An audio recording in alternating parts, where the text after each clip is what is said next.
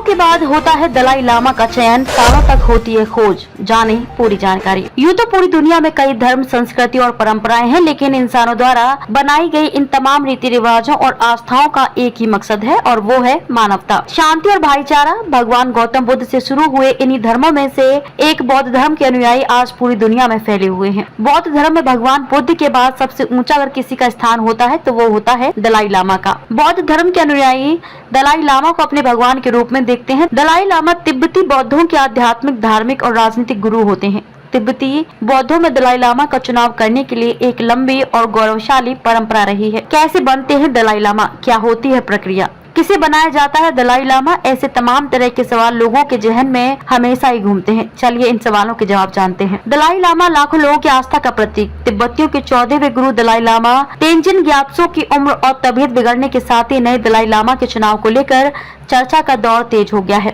इस बात पर चर्चा शुरू हो गई है कि 15वें दलाई लामा कौन होंगे। दरअसल दलाई लामा का चुनाव बेहद महत्वपूर्ण और लाखों लोगों की आस्था का प्रतीक होता है। हालांकि चीन हमेशा से दलाई लामा के चयन में अपना दखल बनाए रख, जबकि भारत तिब्बती बौद्धों के परंपरा का सम्मान करते हुए उन्हें अपने तरीके से दलाई लामा का चुनाव करने का समर्थन करता है। आज के इस आर्टिकल में हम आपको बताएंगे कि कैसे चुने जाते हैं नई दलाई लामा, क्या होती है दलाई लामा चुने जाने की प्रक्रिया आदि। क्या है दलाई लामा का अर्थ। शीर्षक दलाई लामा मंगोलियाई शब्द दलाई से लिया गया है, जिसका अर्थ है सागर, और तिब्बती शब्द लामा जिसका अर्थ है गुरु या शिक्षक। वर्तमान के और 14वें दलाई लामा के तेंजिन ग्यात्सो हैं। दलाई लामा का जन्म 1935 तिब्बत में हुआ था और उन्हें 2 साल की उम्र में 13वें दलाई लामा के पुनर्जन्म के रूप में मान्यता मिली थी। तिब्बत में चीनी शासन के खिलाफ विफल विद्रोह के बाद 1959 में वे भारत भाग आए और तब से भारत में रह रहे हैं। कैसे चुने जाते हैं दलाई लामा। तिब्बती समुदाय के अनुसार लामा गुरु शब्द का मूल रूप है, एक ऐसा गुरु जो सभी का मार्गदर्शन करता है। दलाई लामा के चयन की प्रक्रिया में पिछले दलाई लामा के